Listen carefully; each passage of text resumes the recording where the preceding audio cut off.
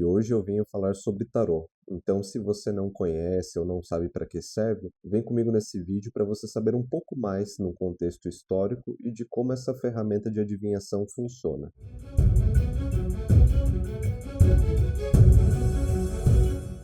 Bom, o tarô normalmente ele tem 78 cartas, e aí cada baralho também pode ter a sua própria particularidade. E no geral, essas cartas são divididas em dois grupos, que são os arcanos maiores e os arcanos menores. Arcano significa segredo ou mistério, ou seja, é qualquer coisa que tenha uma informação escondida ou velada por trás daquilo. E os arcanos do tarô, eles são divididos em quatro naipes, sendo o primeiro o naipes de paus ou bastões, o segundo naipe de copas, taças ou corações, o terceiro naipe ele é o de espadas e o quarto naipe ele é o de ouros, discos ou pantáculos. E esses naipes no tarô, eles fazem associações alegóricas aos quatro elementos da natureza, ou seja, eles trazem uma representação simbólica embutida de atributos e características. O naipe de bastão, ele está associado ao elemento fogo. O naipe de copas, ele está associado ao elemento água. O naipe de espadas está associado ao elemento ar e o naipe de discos está associado ao elemento terra. E eu vou deixar para explorar um pouco mais sobre esse assunto no outro vídeo, para falar um pouco mais sobre o significado desses quatro elementos, associações, os atributos que eles representam. Mas voltando, e agora falando sobre os arcanos maiores. Os arcanos maiores, geralmente, eles são compostos de 21 cartas, sendo com o acréscimo da carta número 0, que é a carta do louco ou coringa. E assim, se você for totalizar essas 21 cartas mais essa carta número 0, acabam se totalizando em 22 cartas. E dentre esses arcanos maiores, tem os mais populares, que a gente pode identificar em vários tarôs, em vários decks, que é a carta do louco, a carta do mago, da sacerdotisa, do hierofante, da temperança, do mundo. E uma curiosidade é que o tarô de Tote ele tem essas particularidades onde até mesmo algumas cartas dos arcanos maiores, eles foram trocadas de nome ou até mesmo de numeração, do qual você acaba convencionalmente encontrando nos tarôs comuns.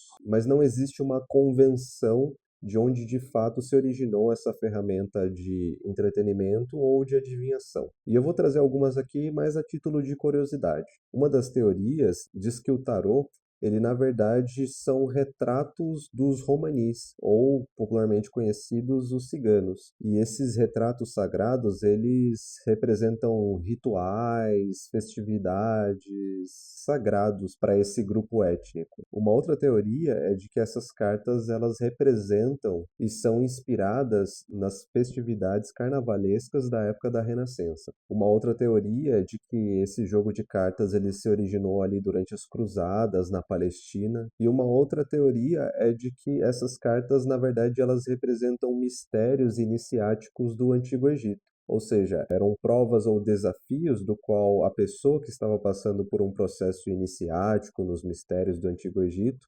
eles passavam por aquilo, justamente para assimilar e obter as chaves, entre aspas, deste conhecimento oculto. E que o conhecimento dessas cartas era o conhecimento do deus Tote, que é o deus do Antigo Egito da sabedoria, e que também era conhecido por ser o mestre de todo o conhecimento. Mas, independente dessas teorias, só para atiçar a curiosidade de vocês, a pesquisarem também, verem outras referências da possível origem do tarô, vamos falar agora um pouco mais do contexto histórico. Então, historicamente falando, o tarô mais antigo do qual nós temos um registro ele provém da Itália, de Milão, e ele foi identificado ali no ano de 1450, que se chama Visconde Sforza. E um dos tarôs mais populares, que muito provavelmente você já deve ter tido algum contato ou acesso se você tem um interesse nesse assunto, que é o tarô de Marsella. Nós temos também o tarô do Smith-Waite, ou Rider-Waite, que acredito que seja o mais popular desses três do qual eu vou citar. E nós temos o tarô de Thoth também. E, no geral, falando sobre a estrutura do tarô, a gente vai ver que tem alguns pontos em comum, de que essas cartas ou lâminas, eles armazenam conhecimentos sobre uma determinada época, civilização, cultura ou até mesmo mitologia, trazendo de forma simbólica representações de conhecimentos ou informações que estão ocultas naquelas lâminas e que somente Quem tem essa chave de acesso para desvendar esses símbolos é que conseguem acessar essas informações em profundidade. Mas para quem já não tem essa chave para desvendar esses símbolos, acabam sendo apenas ilustrações, desenhos ou pictogramas. E aí a gente começa a ver que o tarô ele é muito mais do que uma ferramenta de adivinhação ou uma ferramenta de entretenimento. Ele também pode ser uma ferramenta de armazenamento de informações, e que algumas civilizações utilizavam desses registros para que pudessem preservar as suas tradições ou até mesmo sua própria cultura ao decorrer da história. E essas informações podem ser dos mais diversos tipos, seja sobre os mistérios do universo, localizações geográficas, mapas e por aí vai. E uma outra característica também que vocês podem notar nos mais diversos tipos de tarô, que eles têm alguns componentes em comum, que eles têm padrões universais, padrões ali que eles representam, que são os arquétipos. Esses arquétipos, eles são estruturas que representam forças ou energias. Eles têm alguns símbolos em comum, mas que são representados de diversas formas, conservando a essência daquela ideia. E justamente utilizando dessas estruturas ou padrões universais, que o tarot consegue também armazenar essas informações, para que elas sejam passadas adiante. E essas informações podem conter segredos e mistérios sobre o ser humano e até sobre o próprio universo. E quando eu digo aqui ser humano e o universo em si, eu posso falar tanto num contexto mais abrangente quanto num contexto mais específico. E no contexto específico seria, por exemplo, refletindo um contexto cultural, um contexto histórico em si, ou de uma determinada civilização, crença, e por aí vai. E é como se fosse uma forma desses povos eles registrarem informações através de pictogramas, assim como, por exemplo, faziam os seres humanos da pré-história, onde eles faziam aqueles pictogramas, aqueles desenhos na parede das cavernas, como uma forma de registrar as histórias, registrar o seu cotidiano, a sua cultura, ou até informações que pudessem auxiliar na sua sobrevivência. Pois se houvesse um registro ali de que um animal com aquela determinada forma fosse ameaçador ou perigoso, e um outro ser humano visse aquilo, ele poderia entender que quando mesmo se ele nunca tivesse se deparado com esse animal, se ele se deparasse e encontrasse, ele teria que ter uma cautela, e assim permitiria até que ele pudesse sobreviver a partir de uma informação que ele absorveu de um pictograma, de uma figura, de uma representação simbólica. E até no nosso próprio cotidiano, a gente tem esses símbolos, esses ícones que a semiótica estuda, que passam essas mensagens para nós, que nos auxiliam no nosso dia a dia. Que nem, por exemplo, se você vê uma placa com um sinal de exclamação e um triângulo, você vai deduzir que naquele local ou com aquele determinado objeto você precisa ter um certo cuidado, ter uma certa atenção. E nas placas de trânsito a gente pode ver diversos exemplos sobre isso. Então são pictogramas que eles carregam mensagens e que quando você se depara com eles, você já subentende o que você deve fazer ou como você deve reagir diante daquela situação, que nem uma placa de pare. Então, para quem tem um conhecimento sobre semiótica, vai entender o quanto isso é muito mais abrangente e presente no nosso dia a dia. E que basicamente todas essas coisas elas têm uma coisa em comum com o tarô, que é transmitir e representar informações. E assim como nós precisamos de, entre aspas, chaves para desvendar o simbolismo das cartas do tarô, para você identificar e desvendar o simbolismo de placas do trânsito, você precisa também de um conhecimento prévio, ou seja, você precisa fazer o seu estudo numa escola de habilitação para que você possa entender qual que é o significado daqueles símbolos, para que você possa interpretá-los no dia a dia, quando você estiver dirigindo. E que, muito possivelmente, uma criança não saberia interpretar da forma correta aquele símbolo, ou seja, porque ela não tem a base ou a chave de conhecimento ainda para desvendar aquilo. E essa direção e lógica, ela está muito interligada com o que eu falei sobre ocultismo no outro vídeo. Eu vou deixar um card aqui para vocês, caso vocês não tenham visto. Que é justamente uma área de interesse do qual você precisa de um conhecimento prévio para você conseguir desvendar aquelas informações que estão veladas sobre qualquer coisa. Então, se por exemplo você só fala a língua portuguesa e você se depara com uma placa onde tem uma escrita em russo, você não vai ter a chave necessária para você poder interpretar aqueles símbolos, ou seja, para você poder ler aquela frase em russo, por exemplo, porque não é um idioma nativo seu ou do qual você tem o conhecimento. E essas civilizações, elas utilizam desse artefato justamente para ocultar essas informações nas lâminas, como uma forma de proteger a sua tradição, cultura, informações, tecnologia, inclusive, de uma forma que um povo inimigo, por exemplo, não possa utilizar ou desvendar aquela informação para ter alguma vantagem sobre eles, para perpetuar mesmo um conhecimento, uma tradição. E os cabalistas, por exemplo, eles seguem uma mesma linha de raciocínio em relação às letras do alfabeto em hebraico. Na compreensão deles, resumidamente falando, as letras do alfabeto em hebraico, que são 22, elas contêm energias, forças, representações que estão veladas e que somente quem tem essa chave de conhecimento para interpretar essas letras vê qual é o significado profundo e real delas. E essas letras, no geral, elas representam coisas, ideias, figuras, e que a partir dessa interpretação você consegue ali obter grandes informações. E até dito que na própria mitologia cabalista judaica, de que essas letras, na verdade, elas são as peças do qual Deus utilizou para criar o universo. E que também essas informações e conhecimentos podem ser acessados em diversos níveis. Um nível mais espiritual, intelectual, ou até mesmo identificar ela como uma coisa no sentido físico. Que nem, por exemplo, nós temos a letra Aleph. A letra Aleph no hebraico, ela representa boi. Então, quando você vê um boi numa fazenda, num sítio ou coisa do tipo, um cabalista ele não vai estar vendo somente um animal, um boi. Ele vai estar vendo também a letra Aleph. E eu faço esse link com a cabala judaica para trazer um outro link em relação ao ocultismo também, pois tem um ocultista muito famoso que se chama Eliphas Levi.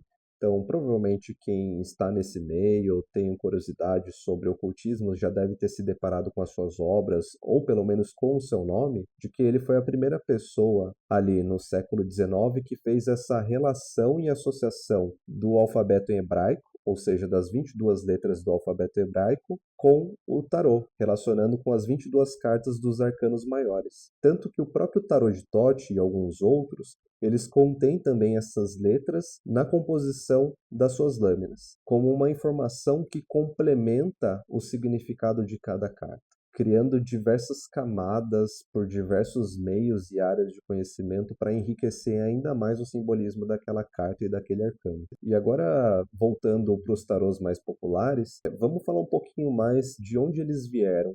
Porque você vai ver que dos três que eu citei, dois tiveram uma origem em comum, que no caso foi o tarô do Smith-Waite e do tarô de Thoth. Esses dois tarôs em especial, eles foram elaborados por membros de uma ordem ou escola iniciática chamada Golden Dawn, ou Aurora Dourada, que foi fundada no ano de 1888, na Inglaterra. E essa ordem iniciática, ela continha um currículo, uma matriz de estudos baseadas no platonismo, na cabala, no rosacrucianismo, na astrologia, no tarô, na maçonaria, no paganismo e até na própria magia enoquiana. E eles tinham o próprio tarô, do qual eles desenvolveram para armazenar as informações da ordem, que continha todo aquele conhecimento iniciático e que fazia um paralelo com um diagrama chamado Árvore da Vida, do qual eu também vou falar um pouco mais no outro vídeo, para explorar um pouco mais sobre esse assunto. E dois dos membros dessa ordem foram eles que criaram esses dois tarôs que estão entre os mais populares, pelo menos aqui no Brasil e até no mundo. E eles utilizaram justamente dos seus estudos, experiências e práticas para desenvolverem as suas próprias cartas e o seu próprio tarô, baseado nos estudos que tiveram nessa ordem iniciática que é a Golden Dawn. E o tarô de Smith-Waite, ou Rider-Waite, ele foi desenvolvido por Arthur Edward Waite, junto com a Pamela Colman Smith, em 1909, Já o Tarot de Tote, ele foi lançado em 1969 por Aleister Crowley, junto com a artista Lady Frida Harris, e que cada um trouxe ali a sua visão particular sobre aqueles conhecimentos e práticas no seu próprio tarot, com exceção apenas do Tarot de Marsella, que desses três que eu citei que são os mais populares, ele não foi produzido e não veio dessa ordem iniciática. Ele, na verdade, supostamente foi identificado ali, desenvolvido em Milão, na Itália, na época do século XV, e era utilizado de uma forma bastante popular, vamos dizer. Ou seja, ele era utilizado tanto como jogo de entretenimento como de adivinhação. E era tão popular no sentido de você, por exemplo, conseguir ir num bar ou numa taverna, ou até num beco qualquer, e ter alguém ali que você pudesse consultar para que pudesse fazer uma adivinhação para você. Foi daí também que veio aquela imagem popular do tarô como um jogo de adivinhação, um jogo de sorte ou de previsão do futuro, que essa na verdade seria apenas algumas de suas funções, mas ele é muito mais do que isso. Então eu diria até que não são as suas principais funções. O tarô, se você mergulhar um pouco mais nesse mundo, buscar estudá-lo, conhecer, os mais diversos tipos, você vai ver que ele é uma ferramenta muito mais poderosa. O tarô ele serve como um espelho do universo externo, um espelho do universo interno, ou seja, um espelho da nossa alma também. E que ele pode ser uma ferramenta que pode nos conduzir ou nos aproximar de uma, entre aspas, iluminação espiritual, no sentido de você conhecer o seu verdadeiro eu, a sua essência, e utilizar como um grande instrumento de autoconhecimento. E agora falando um pouco mais da sua função magística, que sim, a gente pode utilizar o tarô em rituais também, por exemplo, já que as cartas elas representam forças do universo e da natureza, a gente pode utilizar também eles como pictogramas para elaborar rituais. Então a gente pode utilizar ali um as de bastões para representar o elemento fogo, o as de copas para representar o elemento água, e aí a gente pode explorar cada vez mais dentro das particularidades de cada tarô, quais são as representações e energias ali que nós podemos utilizar para compor uma ritualística. E é claro, nós também podemos utilizar para a prática de meditação. Então, a partir do momento em que nós nos conectamos e meditamos sobre determinadas cartas, nós, entre aspas, mergulhamos nela e acessamos conhecimentos que vão refletir na nossa psique. E assim a gente pode ter um autoconhecimento e um conhecimento sobre o universo também. E como oráculo, eu costumo dizer que o tarô é como se fosse uma bússola, nos orientando diante de questões ou situações do nosso dia a dia, das mais diversas áreas da nossa vida, para que a gente possa verificar as possibilidades de ação, ou seja, quais tipos de ações e atitudes que a gente pode tomar diante delas. E assim ter uma prévia do que pode vir a acontecer caso você tome uma determinada ação, seja ela X ou Y. E analisando se o resultado vai ser favorável ou não, de acordo com o que você busca, você pode interferir ou não para que você possa modificar a situação e assim modificar o seu resultado final. Ele te apresenta as probabilidades de algo acontecer, ou seja, ele não determina que algo irá acontecer, mas sim o que tem mais probabilidades de acontecer, justamente por conta do nosso livre-arbítrio. Então, como nós temos a nossa capacidade de escolha, de tomar decisões e ações diante dos acontecimentos da nossa vida, isso contribui para que a gente possa modificar essas situações também e interferir no nosso destino. Então o tarô ele te dá um palpite do que você pode encontrar no seu destino final. E se isso te agrada ou não, você pode realizar ações ou tomar decisões para obter resultados diferentes. Então, o tarô como oráculo, ele é uma fonte inesgotável de conhecimento, que nos permite consultar forças divinas e nos auxiliar na nossa odisseia humana. E caso você nunca tenha feito uma consulta de tarô ou tenha interesse em uma, eu me coloco à disposição também, porque eu faço atendimento oracular com tarô de Tote, então você pode entrar em contato comigo para agendar o seu atendimento.